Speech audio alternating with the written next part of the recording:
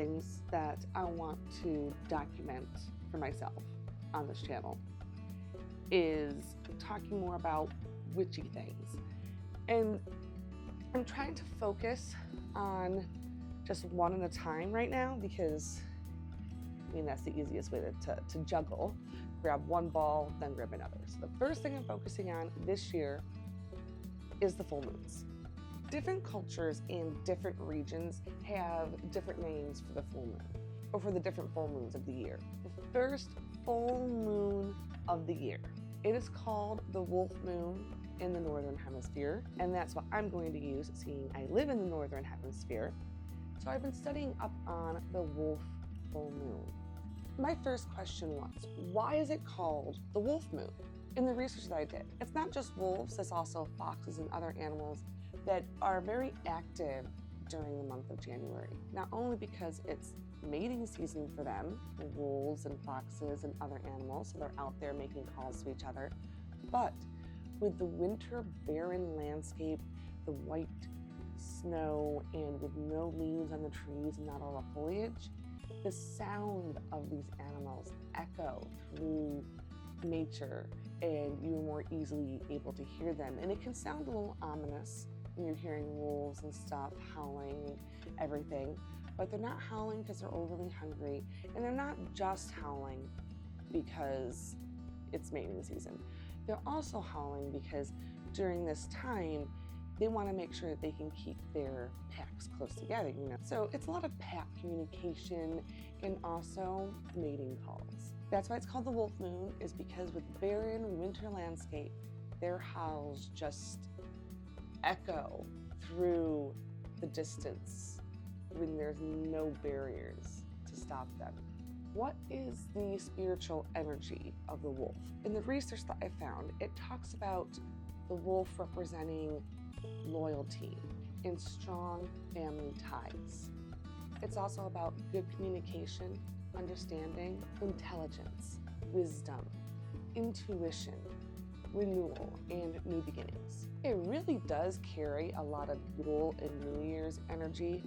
It's about starting over, like a New Year's revolution, shedding the things that are no longer working for you and moving into a new year, using your instincts to really understand where you need to go and where you need to push.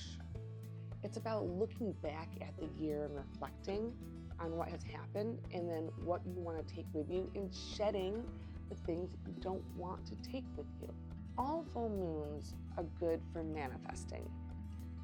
The wolf full moon, with all of its Yule energy, is very much about new beginnings. So some things to do during the full moon, there are several, and I'll put things in the notes down there, so you can go to these websites if you want to learn a little bit more. I only picked some of my favorites of the ones that spoke to me. So the first one is transformative magic. This is the perfect time to reflect on where you've been, where you're going, and where you want to be. Trust your instincts and be prepared to let go of things that are holding you back. Very much still, like, keep going into this Yule energy, letting go, moving on, and using this moon to transform yourself. A great tool to use to help in transformative magic this way is to first really deeply meditate on yourself, where you are and where you want to go, like really sitting and trying to really be honest with yourself. My air just turned on. I don't know if you guys can hear that, but I'm not going to worry about it because I've got fuzzy cat, and hopefully fuzzy cat, or dead cat. I have dead cat, and hopefully dead cat's working. Another one that I really liked, which to me also goes with this transformative magic, is howling at the moon. It's howling out your intentions. So you go out, well, you can do it in your home, you can do it in your window, but you go someplace where you feel comfortable. You stand there in your best superhero pose, and you howl out whatever negative energy you're trying. Well, you don't have to do that first. First, you can just howl. You can just howl at the moon and really try and like have that connection. I like the idea of finding something though that you're trying to release out of yourself. You know, you want to get rid of, so you can move on without it. So you stand there and you howl out that intention. You howl out that negative energy that's been holding you back, that you're trying to get rid of. I love that. Now, if I lived in the country, I would still be doing that, but I don't live in the country anymore. I live in the city, so I'm not going to do that one. That's okay. Going along with transformative magic, there's also setting intentions and letting go of negative energy. I guess it's a lot of saying the same thing, just in different ways, but there's different, whatever hits best for you. So we just passed through Yule in the new year, which means that the sun's starting to come back. And that is a very beautiful symbolism.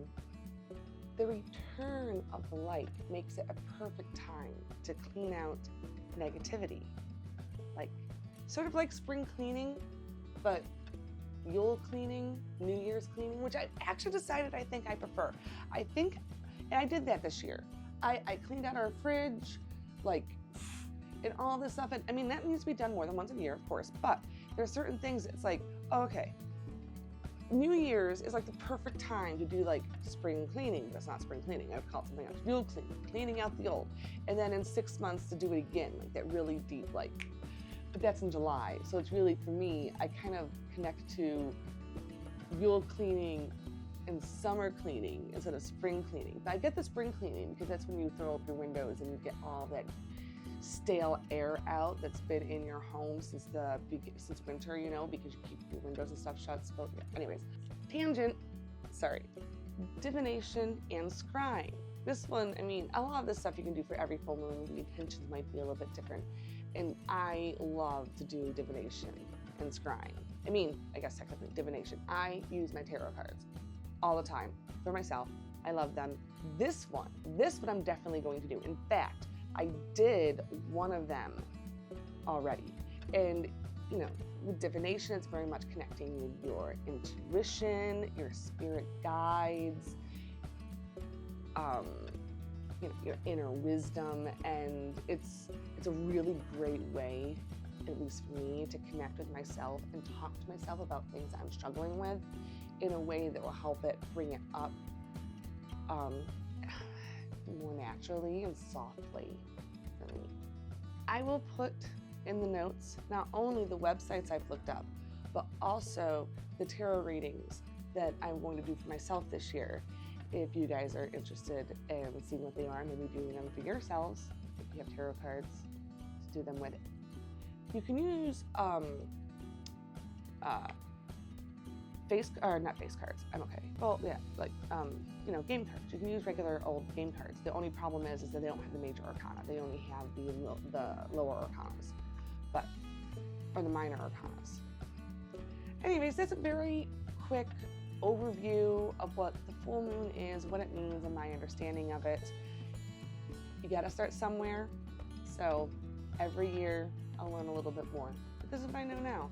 And if anybody has any other places to send me for more stuff about the moon, the full moon, the wolf moon, all those different things, I am looking for more, better information out there. I'm still fairly new at this, and it's something I really want to get better at.